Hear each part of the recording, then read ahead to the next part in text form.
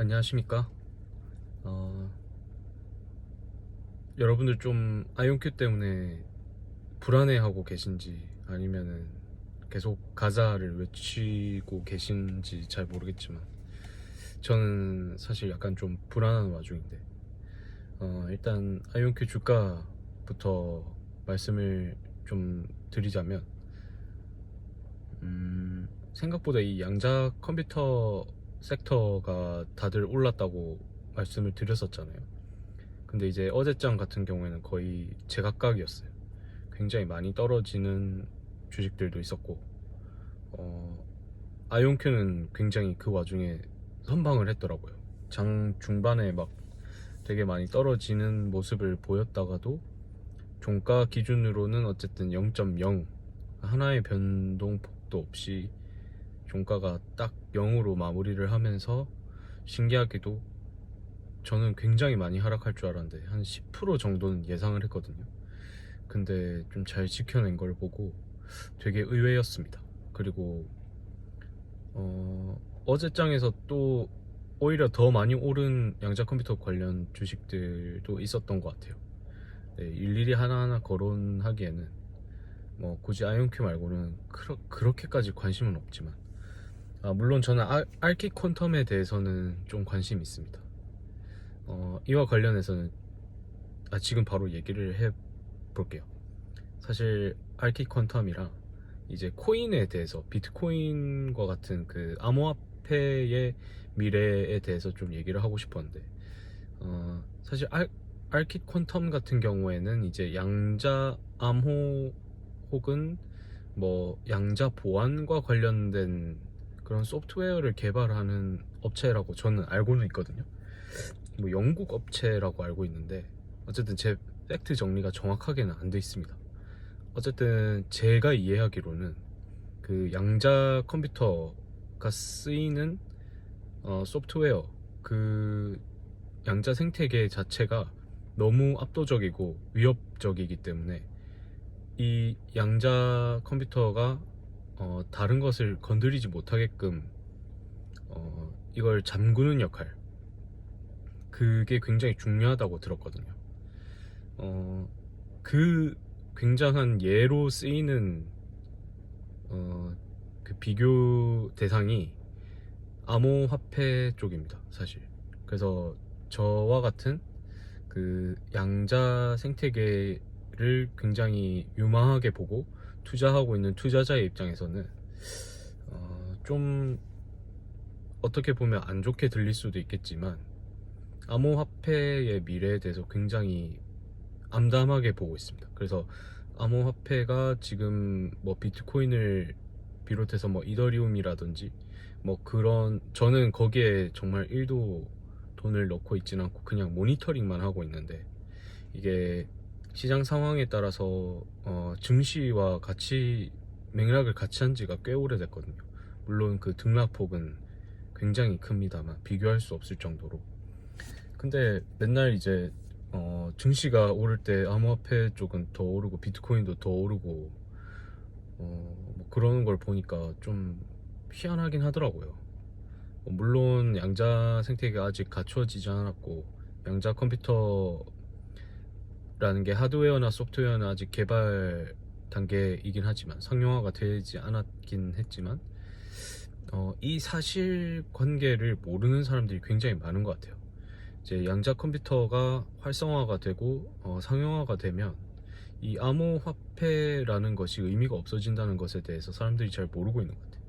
그렇기 때문에 아직도 그 암호화폐의 가치가 훼손되지 않고 평가절하되지 않고 있는 게 아닌가. 그래서 제가 봤을 때는 암호화폐라는 존재 자체가 사실은 좀 길게 봤을 때는 무의미하다, 그렇게 보고 있습니다. 왜냐하면 암호화폐라는 게 결국에는 암호화를 시킨 거거든요.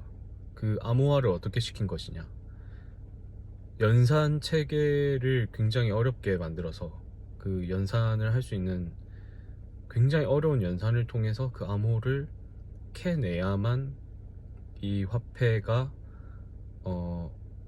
뭔가 풀린다, 그러니까 굉장히 어려운 연산 체계로 만들어 놨기 때문에 이거는 신뢰할 만하다 라고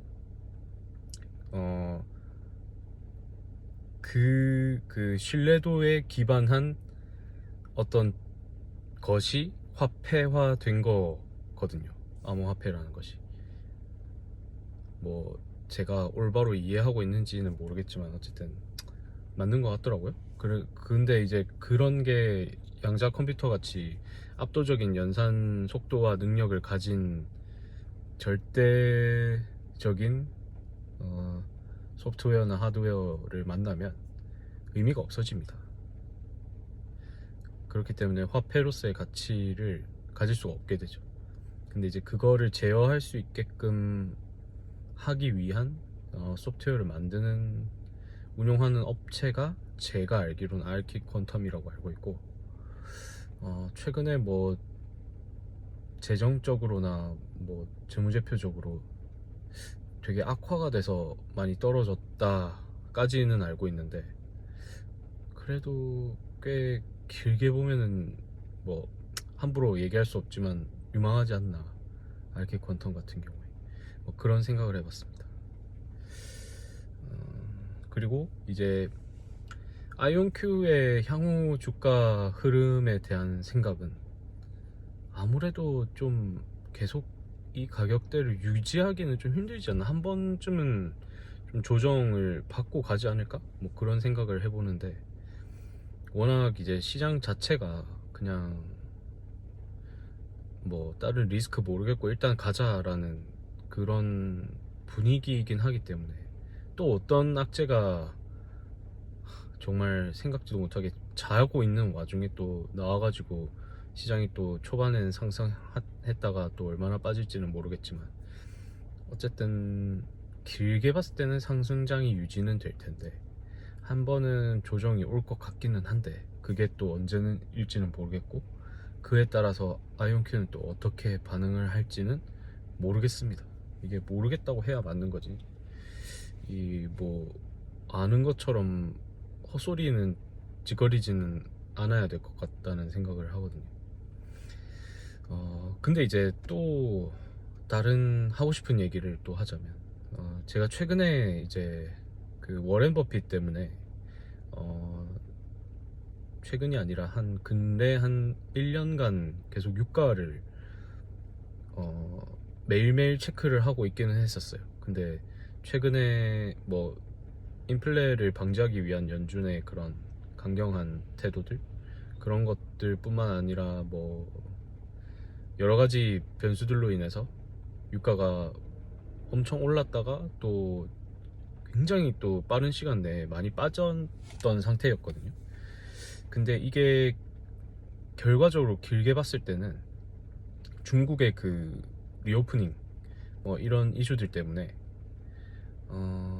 사실 또 다시 그 수요가 증가하면 결국에는 또 유가는 오르게 돼 있거든요. 그래서 큰 그 줄기로 봤을 때 또 유가는 상승하지 않을까 싶어서 좀 많이 떨어진 상태니까 지금 좀 줍는 게 나을 것 같다 이래가지고 NRGU를 와이프한테 며칠 전에 이제 살아 있었는데, 그게 지금 플러스 30%를 넘어갔다라는 얘기를 들었습니다. 근데 제가 봤을 때 조금 더 갈 것 같긴 하거든요.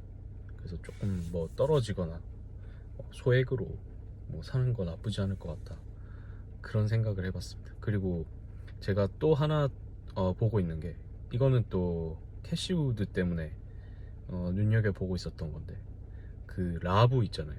LABU 티커며, 그게 이제 바이오테크들을 묶어놓은 곱하기 3배 레버리지인데, 뭐 이 레버리지 자체의 가격이 거의 역사상 최하점인데, 그것뿐만 아니라 실제로 이 바이오테크라는 이 섹터가 지금 굉장히 시장의 주목을 받지도 못하고 있고, 한때 정말 거품을 물었다가 그 거품이 역대급으로 빠지면서 아직도 회복을 못하고 있는 섹터 중에 하나긴 해요.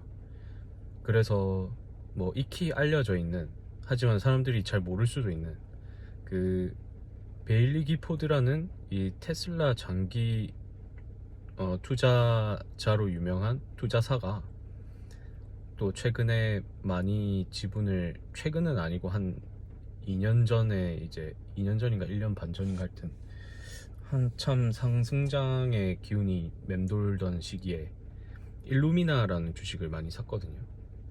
근데 이제 제가 봤을 때 일루미나는 이 뭐 염기 서열 관련된 DNA 뭐 어쩌고저쩌고 하는 그거를 관측하는, 뭐 분석하는, 어쨌든 그런 쪽의 섹터에 있는 바이오테크 기업인데, 이 회사의 주가도 이상하게 아이온큐처럼 거의 지금 뭐 워낙 많이 올랐다가 떨어진 상태긴 한데 계속 그 자리를 맴돌고 있어요.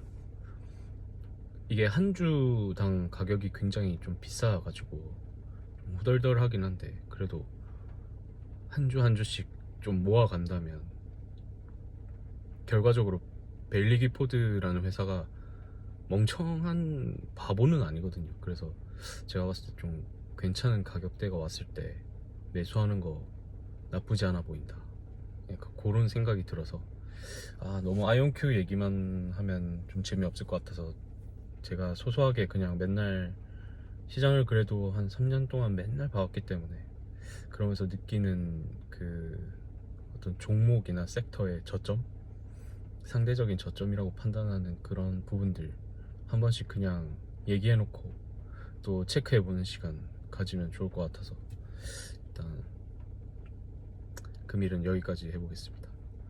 좋은 밤 되시고 감사합니다.